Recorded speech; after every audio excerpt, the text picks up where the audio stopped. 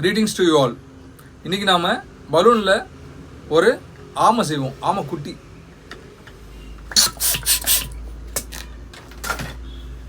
அதுக்கு நம்ம கொஞ்சம் மட்டும் ஊதினா போதும். பலூனு சைஸ்லாம் இல்லை, சும்மா கொஞ்சம் மட்டும் ஊதிங்க. இது அதிகம்தான் பாருங்கள். ஜஸ்ட்டு இந்த எட்ஜ் இருக்குது பார்த்தீங்களா, இதை அப்படியே உள்ளே அழுத்துங்க. அழுத்தி அந்த முடிச்சை பிடிச்சிக்கோங்க.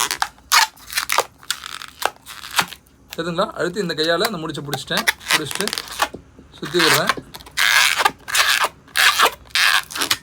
ஓகேவா? சுற்றி விட்டதுக்கப்புறம் நின்றுடும் அப்படியே. ஓகேவா? இப்போ என்ன பண்ணுங்கள், ஆஃப் இன்ச்சில் 4 பப்புள் பண்ணுங்கள். 1 2 3.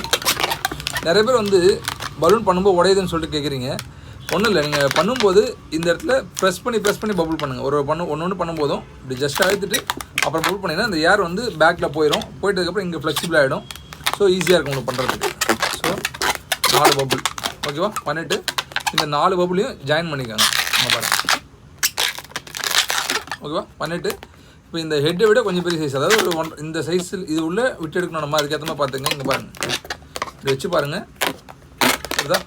ஸோ இந்த லெக்கோட சைஸுக்கு வச்சுட்டு ஒரு பவுல் பண்ணுங்கள். தெரியுதுங்களா? பண்ணிவிட்டு இதை இந்த 4 பபுளுக்குள்ளேயும் விட்டு வெளியிடுங்க. இங்கே பாருங்கள்.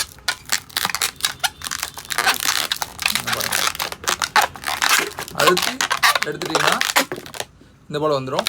இப்போது இது நமக்கு தேவையில்லை, இதை உடச்சிட்டு இந்த இடத்துல முடிச்சு போட்டுடலாம். பாருங்கள், உடச்சிட்டு இங்கே முடிச்சு போட்டுங்க. ஓகேவா? 2 டைம்ஸ் போட்டுங்க, யார் வெளியே வராமல் இருக்கா அதுக்காக. போட்டுட்டு இதை சிசர் வச்சு கட் பண்ணிடுங்க. பாருங்கள், கட் பண்ணி எடுத்துடுறேன்.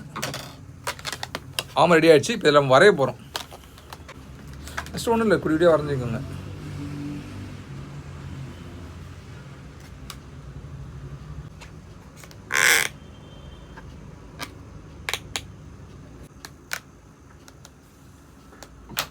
ஸோ இப்போ ஆமாம் ரெடி ஆகிடுச்சு. ஓகேவா? ஆமை குட்டி மாதிரி இருக்கா?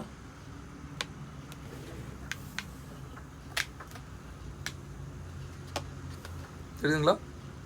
ரொம்ப ஈஸியாக இருக்கும், பண்ணலாம். சின்னதாக பார்த்துங்க, அழகாக இருக்கும், க்யூட்டாக. தேங்க்யூ.